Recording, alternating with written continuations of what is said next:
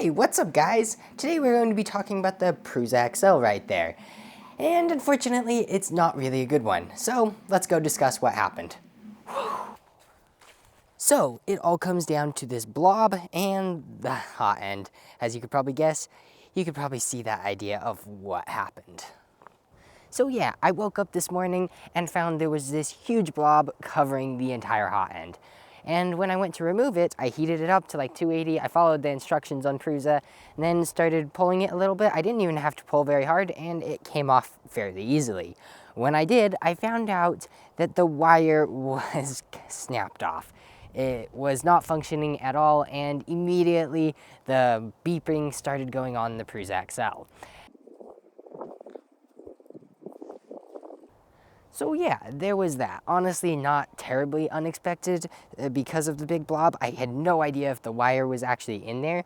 Had I known the wire was there, I probably would have tried to disassemble it and then heat it up somehow, though looking at the blob, that would have been pretty difficult. So I will have to order a new wire for that tool head, which is really annoying because that means I can't use the second tool head. Luckily, I could still use the first, but that wouldn't be enough for this video. So the real reason that I'm making it is because since making the Q&A and actual review, I've been having a lot more issues, particularly with layer adhesion. I did mention this in one of those videos, but since making those, I've been having so much more issues. I contacted Prusa about it, and we went through a series of tests to make sure there wasn't any errors.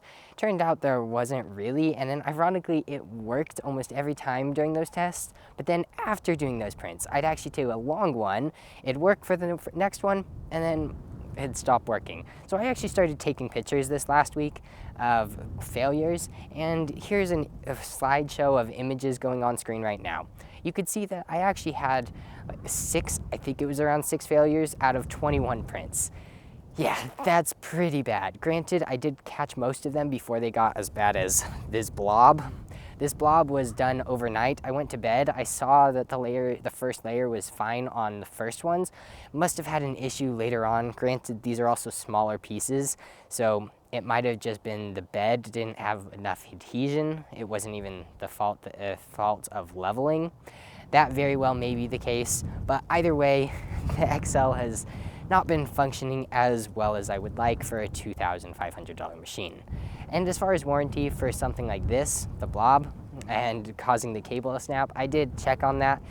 They consider that as to be your fault. Basically, don't count on Prusa's warranty for anything. I think even if you had a real one, it looked like it was very risky because potentially if you sent the item in, they found it wasn't actually anything wrong with the hardware, they'd charge you for shipping and the cost, any expenses because of it.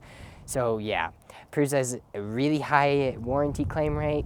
Of course it's going to be high when you can't really submit claims, or when you do, it causes problems. So yeah, don't really count on that. I realize this video is a bit of a downer, but on the upside, the printer has actually been doing pretty well. As you saw, it still did majority of those 21 prints correctly. It's just not perfect. I'll have updates. I did order a whole bunch of parts. I'm gonna order a new stainless steel sheet, smooth PEI for layer adhesion to see if the bed actually makes a difference for PLA, because that's pretty much all I've been printing. So yeah, with that video, thanks for watching. I hope you enjoyed it. And yeah, let me know what you think about this issue with the XL. Also, if you're wondering why I called it the catastrophic failure, well, it was the first time the Prusa XL actually broke. Was it the worst issue ever? No. Honestly, just a really annoying one because, yeah, there wasn't a ton I could have done about that one. But yeah, all I had to do was unscrew, there's a screw in there, and then boom, it popped out right there. And you just pull the entire thing out. Granted, because it was like plastic right here, I had to use a heat gun, which accidentally melted that a little bit. But yeah, that was actually really straightforward. In fact, it's not just the XL. All of my printers have actually been down this morning. I've been fixing them pretty much all day, and these two are working. Still need that one. This one can be printing with the one tool head. Ironically, the only one's fine is the Ender 5 right there, and not the Ender 3. It has issues. But yeah, see ya.